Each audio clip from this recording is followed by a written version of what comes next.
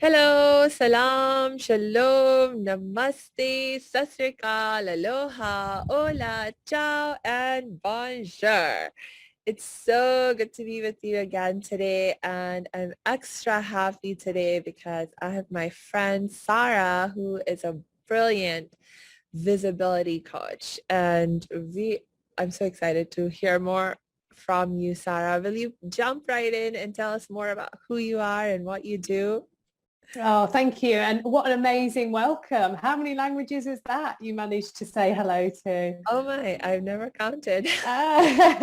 Plenty. Well, I'm impressed already. And Samia, thank you first for having me here. So yeah, as you say, my name's Sarah. I'm a visibility coach and I specifically work with normally mum entrepreneurs and I help them to take themselves out into the world in a much bigger way so they can start having a big impact. They can start to serve, they can show up and they can shine their light by doing whatever their thing is, but by making sure that people can see them, because it's so sad how many people have amazing talents, gifts, and they don't share them enough to allow others to see them, to hear their messages, and then be able to work with them. So I help people do that.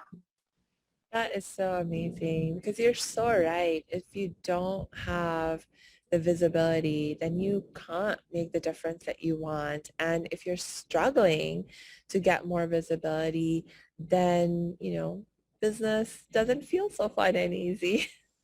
Totally right. And that's exactly where I was. And what I tend to see happen is people have almost that excited initial honeymoon period of their business where they get some clients and they're really enthusiastic and they show up all the time and they have that success, but then it plateaus, and that's where you have to step up and you have to find some different ways to take your message to the world, and a variation. And there's too many of the same almost like methods, the formulas that, well, you do this on social media and you do this on social media.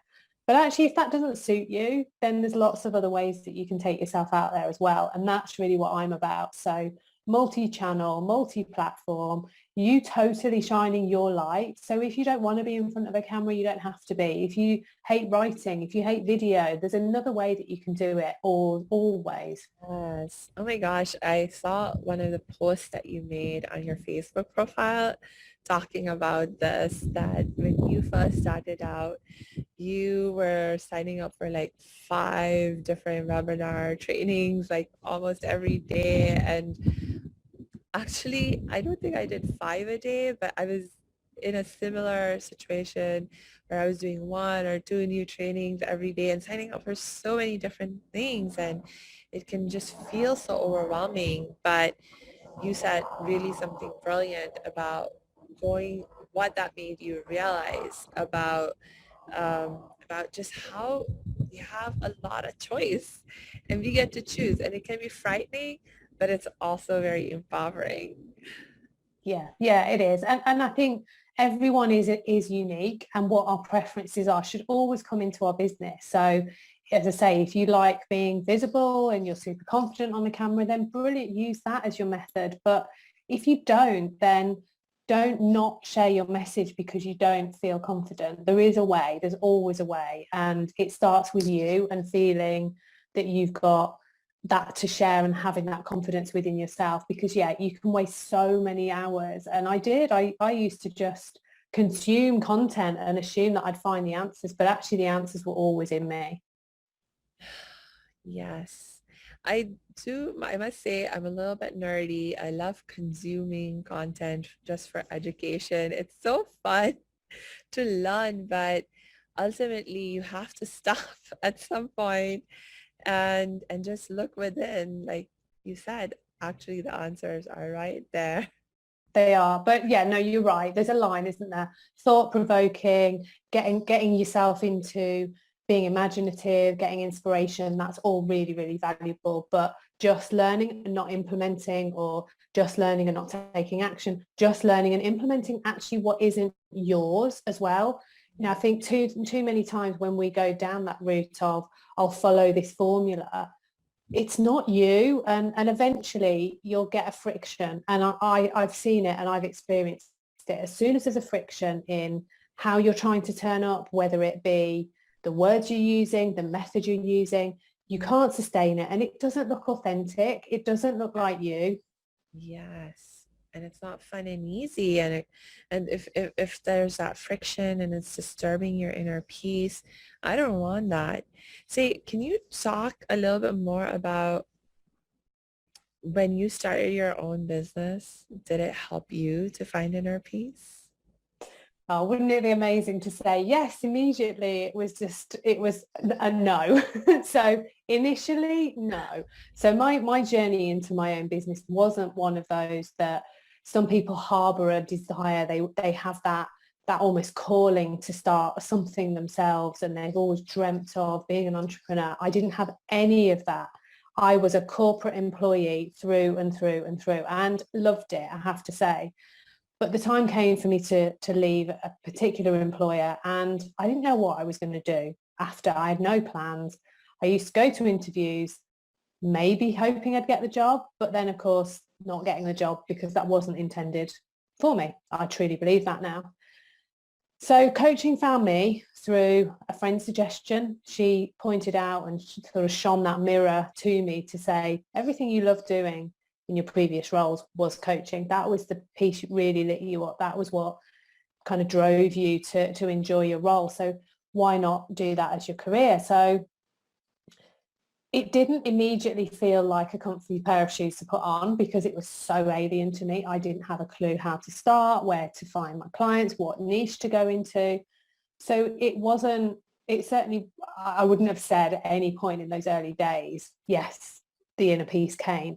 But as soon as I did find my place in the world and who I was supposed to serve and how I was helping them, and started to see the results that those I was helping were getting, then yes, the peace came, because there was a relief. Yes, I am supposed to do this. And then with the relief came just an absolute contentment and fulfillment. So yes, that continues now, but not at first. Ah, well, thank you for sharing that so honestly, because I know for so many of us, again, it's like part of the way that marketing is done. You know, all the emphasis is on sharing the success that the different gurus have had, and makes you, and when you don't immediately have that kind of success that they're projecting and saying, oh, I made $30,000 in my first month and got hundreds of clients. And well, that's not how it happened for me. And I'm struggling a lot. And so then I'm like, am I doing something wrong? Do I need to go back to consuming more training? Like, what's up with that? It's very, very not nice. And so thank No. you for sharing so honestly. And I think that continues throughout your journey. I truly believe, and I live by this, that wherever you are right now is where you're supposed to be. So if you're not having that immediate success, and I don't necessarily believe all of these overnight successes, there's something else happening that either they're not conscious of or they're not sharing. And actually you're where you need to be. So it might be that there's more learning. There's might be there's more self-awareness you have to go through. It might be that you haven't found your niche quite yet, or your method of being visible. You're where you need to be at that moment in time, and being in that place of gratitude for exactly that is so powerful, because I think impatience comes in a lot. And exactly like you say, you read those posts and you go, well, why isn't that happening for me yet? Where's my $10,000 in a nanosecond? I should be there now. And as soon as that starts to drive your decisions, impatience and lack, and you're coming from a totally incorrect energetic place, as opposed to being thankful, being Mm. calm, being patient, and trusting that it's coming. Yeah, yeah. Oh my gosh. You know what you are sharing right now? That's so soulful. And I think it's reflective of the fact that you have a soul-led business, which is something I love about you. Can you talk more about this idea of being a soul-led business and the ripple effects that you're able to see by having a soul-led business? I could talk all day about this, Samia, but let's answer the question. So for me, having a soul-led business means being led exactly by your intuition. Now, if you'd asked me when I first started my business about intuition and running a business from a soul-led perspective, I would have laughed, because I was so in a masculine environment, in a very masculine world, and an energy in most of the time, very much a to-do list person, an action taker, very quick. And to think that I would step into a place of allowing and peace and harmony and calm and still be able to have a successful business did not seem possible to me. I didn't think the two could exist in the same energetic space at all. And it was only through my own journey of exploring myself, my preferences, my desires, my spirituality, and uncovering what that truly means for me, that I can then really start to make an impact on those people who then go on to serve. So the ripple effect for me, and it's very tangible and it's very easy for me to see, that I serve female entrepreneurs who then go on to serve many others. Yeah. So each one that they then serve, they're impacting another life, or another 2 lives, or another 3 lives, another 4 lives, and they're making those people more fulfilled. They're happier. They're whatever their niche is. They're then making an impact on that person and that family, and then of course that goes on and on and on, doesn't it? So Yes. I could literally sit, and it probably goes into hundreds right now because of the people I serve and then who they're serving, and it feels. I can almost feel that warm glow when I think about that. And I'm so proud to be able to now say that. And when I worked in a corporation, you can never get that. Never. A business is very transactional. It's all about the profit. It's all about the bottom line, the numbers and all of that. Yes, it's enabling some people to pay their mortgages and pay their bills, but you can't even come close to that soulful impact. Yeah. Yeah. Oh my gosh. This is something that I'm also very passionate about talking in terms of being soul-led businesses, because like one of the problems with the traditional business model, like especially the bigger corporations that are not soul-led, and the vast majority of them are not even close to being soul-led, is that whatever good they're doing, there's also so much harm that they're doing, in terms of that, oftentimes people don't even realize the environmental harm that they're doing, whether it's in terms of, I mean, just a very, like, I don't know, there's all kinds of little big things, the way you use your energy, and you're not cognizant of it, or how much packaging and paper you use in the products that you produce, or the way that your office culture is, and the impact that it has, the waste that you create, or like how socially responsible are you being in terms of, let's say, giving equal pay for equal work, or providing um, friendly policies and environments, for example, for women to work in, where there isn't sexual harassment, where they're able to get time off that they need to take care of their children if they have children, all those kinds of things. There's like so much damage that's going on, and we don't want to talk about it. We don't want to face up to it, because we're like, oh no, they're doing this one good thing where they're creating jobs that allow people to pay their bills. Mm, But there's so much more. I mean, yeah. happiness is not about, about so much more than just being able to pay your bills. And what would you say to those who believe money does not equate to happiness and true fulfillment? And isn't it an interesting one that I think there are some that almost feel you can only have one or the other. You can't, so like you can't be spiritual and still desire wealth. Money doesn't buy happiness, and all of these sort of phrases that we have.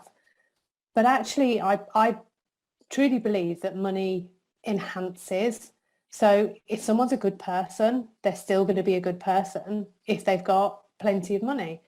And they're going to be able to do good things with that money because they're motivated as a good person to be good. The same will be the same for the reverse. If someone has a negative element to them, then that's likely to get exaggerated. And I think the beautiful thing of being able to exchange money as energy between lots of different ways is that it adds a commitment to everything, and it amplifies us. So, you know, I always say to my clients, if you're looking to work with somebody and they're in two minds, always try and take even a really small deposit from that person, because it means energetically they've made a commitment. And it doesn't matter whether that commitment ends up being fulfilled in a month, 2 months, even 6 months' time, they've made a commitment. Like if I put down a deposit, this perhaps isn't the greatest example now with global travel being in a strange position, but if I was to put a deposit down on a holiday, I'm going on that holiday. I've energetically committed to that holiday, unless, you know, something really dramatic happens. And I think we amplify our energy by using money. And if we're able to make a difference to others, and that might be because we're providing employment, we're giving people other opportunities. You know, it's not all about just giving your money away by a very long way. I'm not for a minute saying we should all desire to be wealthy to give it all away. Money makes life easier on a day-to-day basis. And, you know, I'm able to have people come in and help me in my home, and they then get paid for doing that. So I'm making a difference to their lives. They're helping me, I'm helping them. So it doesn't have to be one or the other. I think money makes life easier for sure. It can remove stress. It can remove that feeling of lack. And once you're in a place of abundance, it will just grow and grow and grow in every sense of your life. So if you're abundant in money, you feel more easily abundant in happiness, in love, in the relationships that you have, as opposed to being in lack in money. It can end up leading to you struggle with your relationships and your work's not enjoyable for you, and it bleeds into all areas. That is so true. That is so true. So how do you believe we can all play our part in making the world a happier place? I think really recognizing that we do all have a part to play in that we're not isolated beings, are we? We are all connected. We are all energetically aligned in one way or another. And if we can't influence everybody else, and we can do what we can.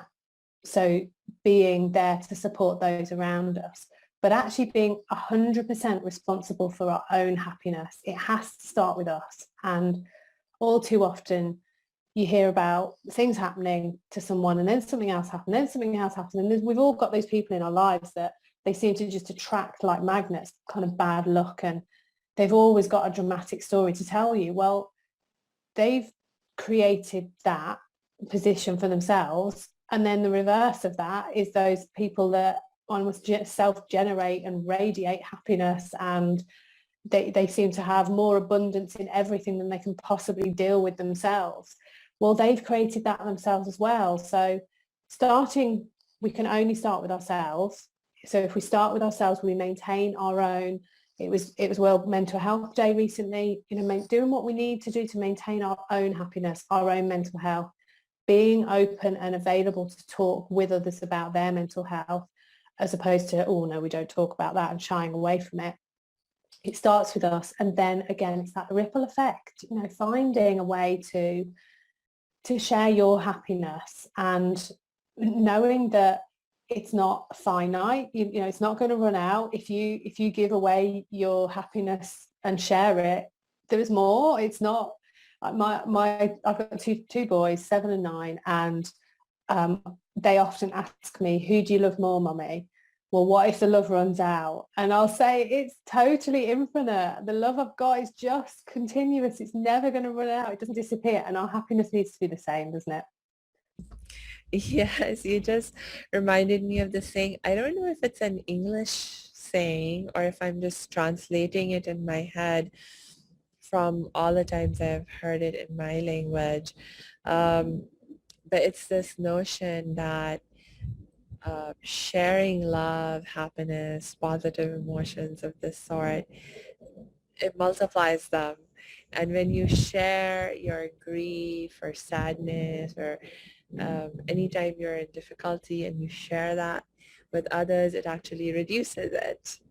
Yes. I don't think there is a phrase. I can't think of a phrase in English like that, but I love that concept. And it's true, isn't it? You know, I think what we say in English is a problem shared is a problem halved. So that works, and there might be an extension to that beyond which leads into the happiness, but definitely a problem shared is problem halved. It's very true, isn't it? I think we can create more of something the more we bottle it in, and whether or not it's finding a solution to a problem, another sort of thought is great for it, or whether it is just sharing for getting it off your chest, then yeah, it's absolutely true. But then the same with the happiness, you know, now that we're not wearing masks nearly as often, we can smile at one another again. And I've really missed that. You know, I'm a smiler, and I love the challenge of how many people can I get to smile back at me today. And you know, I don't travel very often on public transport, but you know, if you do that, particularly in the UK, in somewhere like London, nobody looks up; they all look down, and they're very you know, they're very blinkered.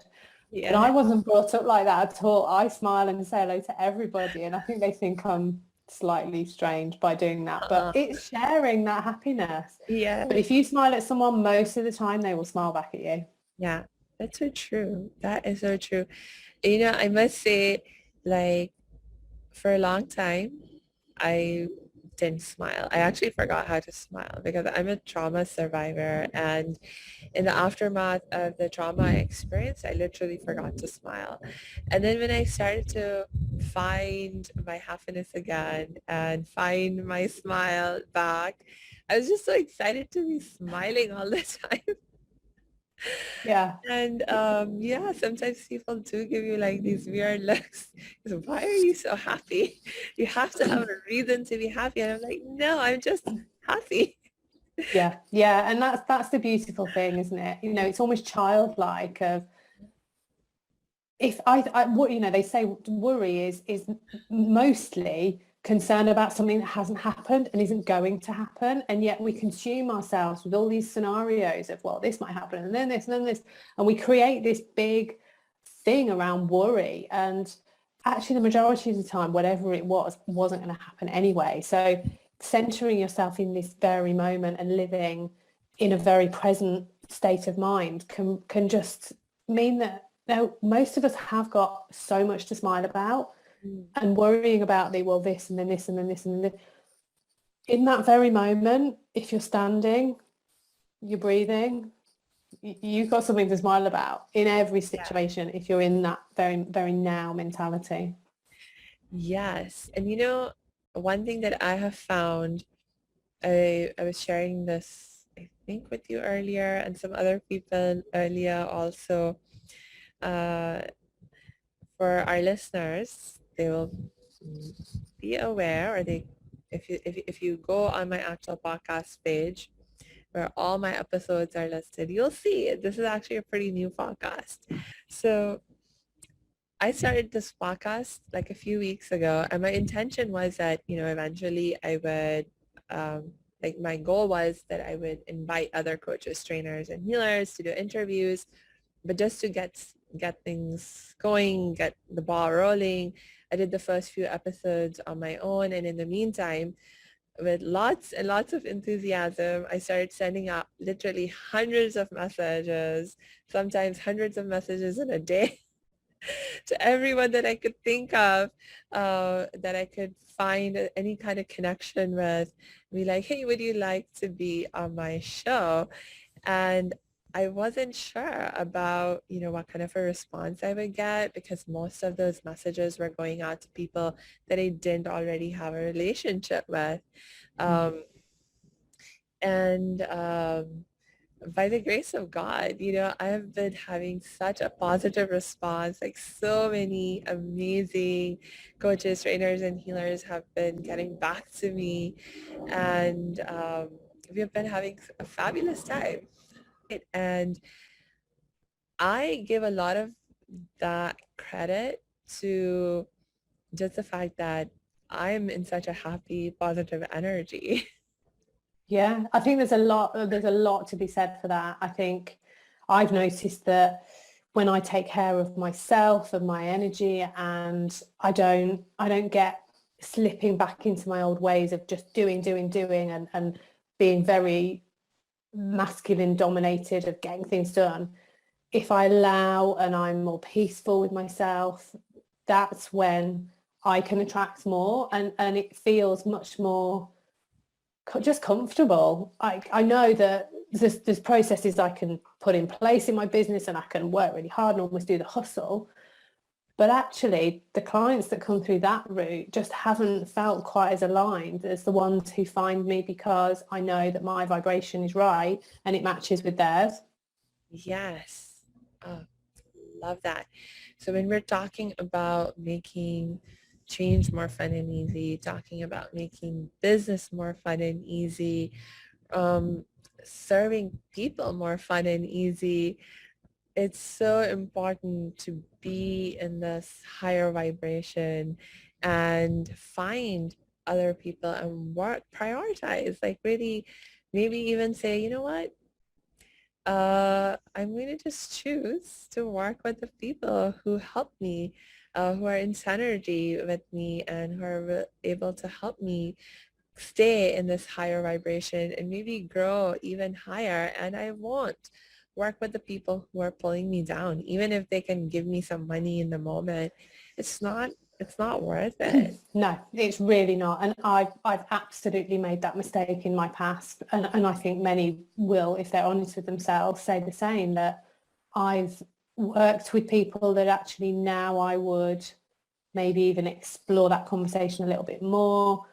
It's not to say they didn't get benefit, because I'm not that kind of merciless, but it just didn't, there was just something not right. And I think we should listen to that. And again, it's that being very tuned in, being led by your soul, tuning into your intuition, and acting on it without fear of, well, how can you even say that? I've actually been able to even more step into my power and listen to that over recent months by actually refusing to work with someone who approached me, asked to work with me. There wasn't any almost sort of sales process involved in the conversation at all. It was, no, she knew, she'd been following me, she absolutely wanted to work with me. And it was clear that as the conversation progressed, she'd worked with lots and lots of coaches in the past, and lots of them had, in her view, some quite serious shortcomings. They hadn't helped to do this, and that person didn't do this for me, and then I blame this person for this. And Uh, I felt very,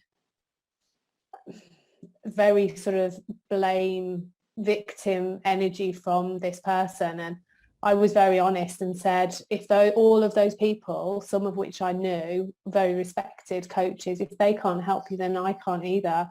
It's not something that an external person can. And I just said no, it's not for me. And it's, as much as I want to help those that come, I want to be honest if I think I can or not. And like exactly like you say, I get so much from my clients in terms of the energy exchange, the learning, the way that I'm uplifted by the end of a session. It's a very emotional connection. mm, And when they go, it's like the proud parent, and off they go and we celebrate, and it's amazing. So I want that to be right. And I've always said, if this, if I wouldn't spend time with somebody on a personal level, it's not right that I serve you, because we need to connect. mm, yeah. Yeah. And you know, I think on that note, I'm going to move us to wrap up the session for today. I loved so much talking with you, Sarah, and I love Sarah, and I loved everything that you had to share. And um, yeah, I will just encourage all of our listeners that please if there's one takeaway that you're going to take away from today, heed this last bit of advice that Sarah was giving about make sure you're a good energetic match with the coaches, trainers, healers, or anyone when you reach out for help. Make sure you're a good energetic match with that person. And if you feel yourself in a good energetic match with Sarah right now, reach out to her. She's Yeah, so I'm brilliant more at what than she open to does. that. Yeah. And if you feel you're in a good energetic match with me, reach out to me. I'll be also so happy to help and serve. Um, and so with that, Sarah, any other last words that you have for us right now? No, just for everybody to keep shining their light and doing their thing in as big a way as possible. If you have a purpose, if you feel you have a gift, you owe it to the world to share it, not to hide it. So be visible, be bigger, be seen, and make your impact on the world. Hey, thanks for tuning into this episode. Hope you're getting value out of it.